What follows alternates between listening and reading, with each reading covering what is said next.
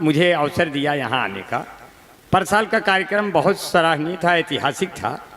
इस बार का कार्यक्रम पिछले वर्ष के रिकॉर्ड तोड़ देगा, ऐसी उम्मीद के साथ अपने काव्य पाठ की शुरुआत कर रहे हैं कि जितने लोग हैं अपनी जमुना रहे, अपनी गंगा रहे। मंच का संचालन कर रहे देश के बड़े लब्ध प्रतिष्ठित कवि अपने गुरुजी श्री कमलेश राजहंस के चरणों में अपने श्रद्धा के तमाम सुमन समर्पित करते हुए कि अपनी जमुना रहे, अपनी गंगा रहे, ना किसी शहर में कोई दंगा रहे। सर भले ये कटे इस वतन के लिए, पर ये लहराता अपना तिरंगा। बेटा वाह वाह वाह वाह वाह। ये बढ़िया बढ़िया पंक्तियां इसलिए पढ़ ले रहे हैं क्योंकि इसके बाद हमसे उम्मीद मत करिएगा कि हम बहुत बढ़िया पढ़ेंगे। फिर हम जैसा पढ़ते हैं फिर उसी पे आ जाएंगे, जैसा दादा ने बखान किया है। फिर तो हम जैसा पढ़ते हैं तो फिर पूरा देश नहीं पढ़ता, क्योंकि लोग जितना पढ़ते हैं सब पैसा कमाने के लिए पढ़ते हैं, हम शोहरत कमाने के लिए पढ़ते हैं। बहुत हम कभी तेल नहीं लगाते, न डीजल लगाते हैं, न मोबिल लगाते हैं, सर में भी कोई तेल नहीं लगाते। ऑफिस में भी जाते वहाँ भी तेल नहीं लगाते। मेरे तेल न लगाने के बावजूद भी तेल इतना महंगा है। आप लोगों ने बड़ा प्यार दिया, बड़ा स्नेह दिया कि हम जिंदगी के हाथों, जहाँ से दादा ने मुझे छेड़ के बुलाया था कि हम जिंदगी के हाथों मिसयूज हो गए।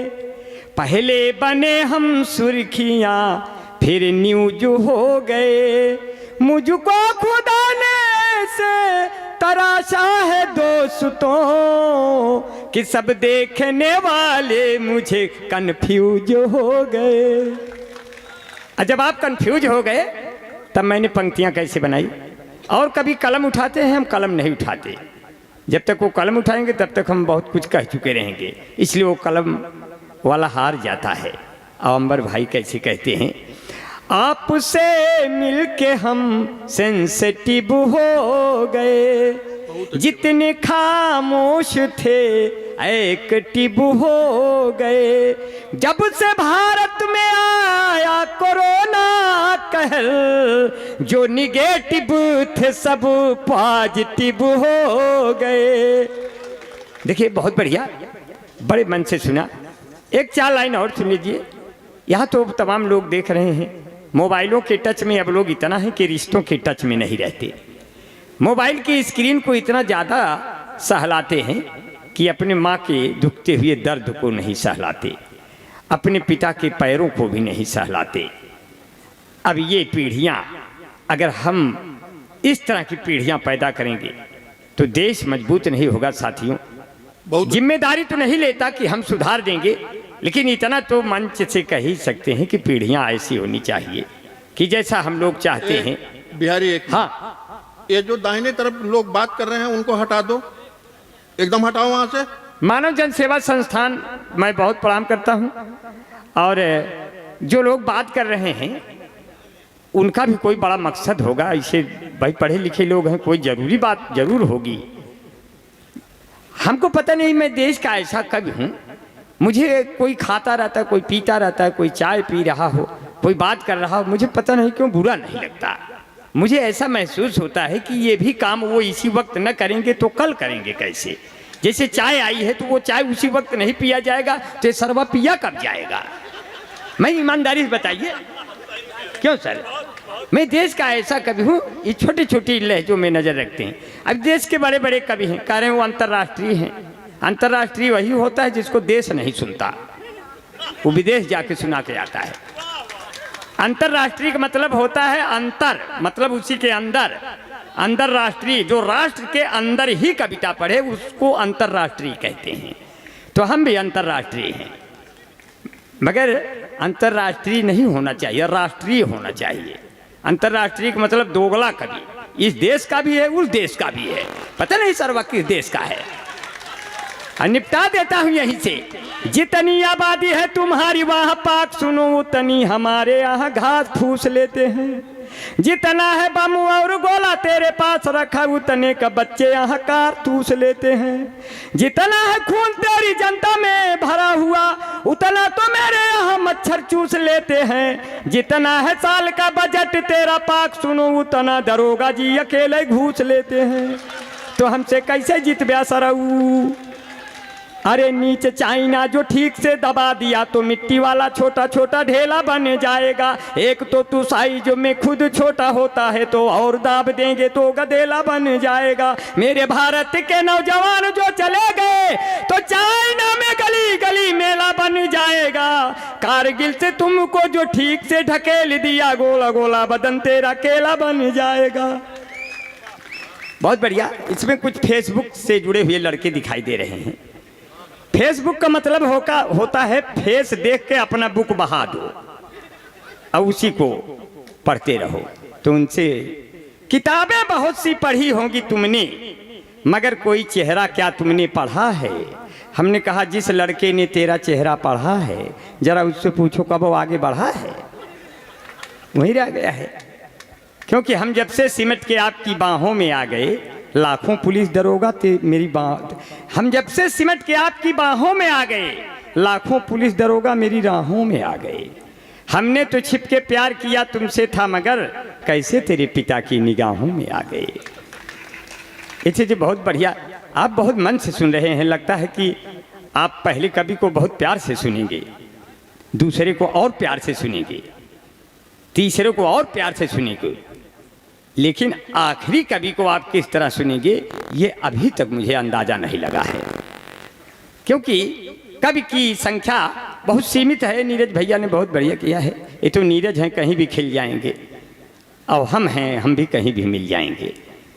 क्योंकि अपना बहुत ही प्रेम बहुत प्यार है। अगर तुम शेर हो तो फिर कभी भी घास मत खाना। अगर तुम शेर हो तो फिर कभी भी घास मत खाना। किसी के दर्द का दुख का कभी एहसास मत खाना। तुम्हारे माता और पिता ही तेरी असली दौलत हैं। किसी लड़की के खातिर तुम कभी सल्फास मत खाना। लड़के सल्फास खाए के चक्कर में कैसे खड़े हो जाते हैं बाजार में। अब क्या कहते हैं। मैं एक दुकान पे अभी मैं उतरा मानधाता तो रास्ता पूछने तो एक आदमी जलेबी छाना था तो मैं थोड़ा जलेबी खा लिया तो पैसा देना भूल गए। जब जाने लगे तो 2 लौंडे भेजवा के पिटवा दिया। बोला जलेबी ऐसे खाया जाता है। तो हमको जलेबी बहुत अच्छी लगी तो हम फिर गए तो बोला आप क्या है। हम कहे जिस भाव में अभी खिलाए थे उसी में 1 पाव और खिला दो इसी भाव में। तो कहे अरे यार तो बड़ा निहंगम है। हम कहे कभी तो निहंगम हो भाई करता है भाई, कभी तो निहंगम होता है कहीं भी कभी। मैं तो उस समय का कभी हूँ। आप तो मुझे दादा मेरा सौभाग्य है कि आप मुझे भीड़ में पढ़ा रहे हैं। इसमें बहुत कभी ऐसे होंगे जब भीड़ भाड़ में चली जाएगी तब पढ़ेंगे। ये मेरा सौभाग्य है। मैं तो उस समय का भी कभी हूँ जब भीड़ भाड़ में चली जाती है मैं तब भी बहुत जमता हूँ। क्योंकि मैं जंगल में भी कविता पढ़ूंगा तो वहां भी बहुत जमूंगा।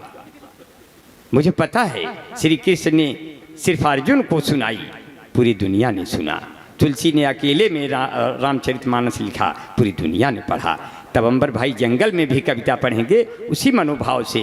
महुए का पेड़ पकड़ूंगा कहूँगा महुए भाई आज एक छंद हो गया मैं सुनाऊंगा महुआ चूने लगेगा। आम के पेड़ को तब तक कविता सुनाऊंगा जब तक आम बउआ नहीं जाएगा। इस भरे आम बउआ करवन के पेड़ को पकड़ूंगा करवन का पेड़ हमसे लिपट जाएगा। करवन का पेड़ हमसे लिपट जाएगा और कहेगा भूले भटके ही सही हम तुम्हारा नाम लेते हैं। फूलों से अच्छे हम कांटे हैं जो दामन थाम लेते हैं। हमने कहा बहुत अच्छा है। उड़ी उड़ी बैठी हलवैया दुकनिया बीच बजरिया लुटावे जवनिया बर्फी के सब रस ले लिया रे बदरी की दुल्हनिया। स्थिति बहुत अच्छी हो गई। बड़े मन से सुना बहुत प्यार से। जितनी इस भरे शहर में यूं अकेला हूं मैं जबकि आसाराम बापू का चेला हूं मैं। बहुत अच्छे भाई वाह वाह। मैं हूं 40 किलो वो हैं 80 किलो उनकी गोदी का जैसे गधेला हूं मैं। स्थिति तो ऐसे हो गई। अभी तो हम और राजेश प्रताप गढ़ी भाई ट्रेन में जा रहे थे टिकट नहीं था। राजेश भाई ने कहा यार टिकट बिना लिए चढ़ गए। हम कहे जब हमारे साथ हो तो तुम्हें टीटी टिकट नहीं मांगेगा। हमारे निकट आ गए तब टिकट भी नहीं लेगा कोई। बस खाली जब गैलरी में खड़े होकर टीटी आए तो तुम ऐसे ऐसे करते रहना तो हम बाकी संभाल लेंगे। अब टीटी आया राजेश प्रताप गढ़ी अपना शुरू किए अब हमको तो शुरू भी नहीं करना था, हम तो देखने में ही वैसे थे। टीटी आया, बोला अच्छा आप दोनों लोग ये वाले हो क्या? तो हम कहे अच्छा आप लोग भी पहले थे क्या, कैसे पहचान गए? अब आगे बढ़े, मैंने कहा राजेश भाई आओ सीट पे बैठा जाए। सीट नहीं खाली थी, ऊपर बैठ गए। नीचे दो सुंदर औरतें आई, एक 40 साल की, एक 30 साल की। 30 साल वाली ने 40 वर्ष वाली से बोली दीदी आपकी उम्र क्या है? तो उसने कहा यही कोई 27-28 साल।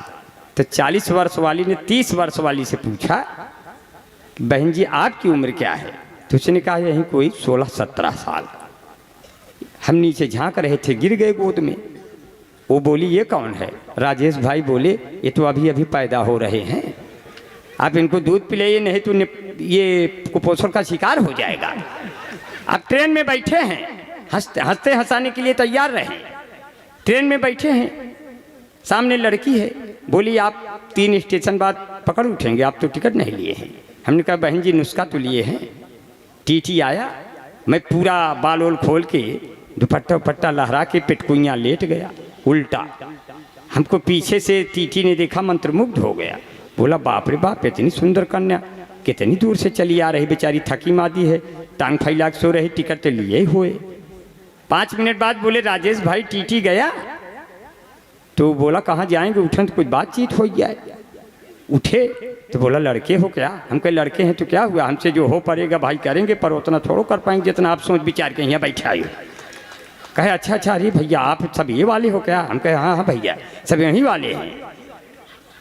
अब की लड़की के पिता ने कहा आगे 3 स्टेशन बाद जीआरपी पुलिस के साथ टीटी आएगी, आपको बचेंगे नहीं। हम कहे बस आप पिताजी देखते रहिए। आपकी टीटी आया जीआरपी पुलिस के साथ, मैं उसके कदमों में लेट गया। मैंने कहा जीजा प्रणाम। बोला जीजा? हमने कहा न पासपोर्ट न टिकट न वीजा, मरने से अच्छा जीजा।